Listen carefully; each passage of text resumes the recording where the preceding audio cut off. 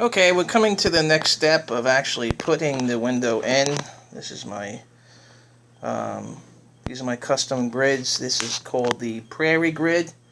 It's got a nice white line going around the outer rim of the window. There's a cap that comes with this window. I'm sure I have it laying around somewhere. There we go. Okay. This cap here, you're meant to more or less, you flip it around, you put it over here, and it's considered more or less a spacer for the top of the window after you slide it in. You're supposed to insulate this cavity here, insulate it, or you can put a fiberglass insulation in there, you can put foam in. I think the foam is easier, but the fiberglass would probably be more long-lasting and less unpredictable. I think the fiberglass lays in there, and that'd be a nice place to fill the cavity. The foam, they say don't put too much, because if it, for the most part, you put the foam in and it just keeps expanding. You don't know how far it's going to expand, so you put too little, it doesn't do any good. You put too much, and you might not be able to open your window when you're done, because it'll just expand to the point where your window is too tight. Except on the top, I don't think it'll really happen, because, it'll just expand down and whatnot. But who knows what it'll do. I mean, and you don't want to put the window in and find out it doesn't work after you're done. On this particular window, I had I don't think you're going to see it, but there we go. As you can see, that wood that it chiseled away, that was just part of the inside frame. It had a little rib on it, probably where the window sat in place and didn't move. That little 1/4-inch rib, believe it or not, stopped me from putting the window in on the initial trial. I'm going to prop this phone up, and I'm going to give it a shot to pop it in, so you can see me pop it off, and then I'm going to just shut the video down. Let me see if I can get the phone propped. Hey, it's probably going to move. There we go. Yes, it's going to move. You figure it would just stay in place for me. Come on. No, that didn't work. Okay, I screwed that. There we go. Okay. There we go. Somewhat of a prop. I'll spend more time trying to prop the damn phone up. Okay, whatever. That's close enough for me.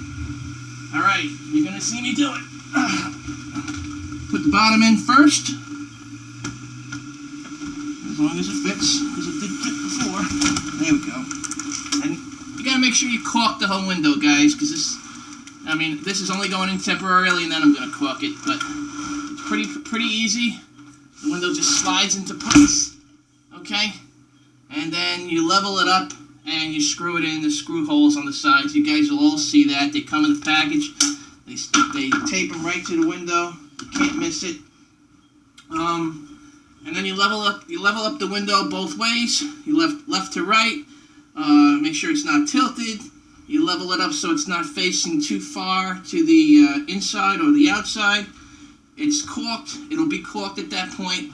And for the most part, at the same time, the cap's got to go on. In my particular case, the cap's not going to fit.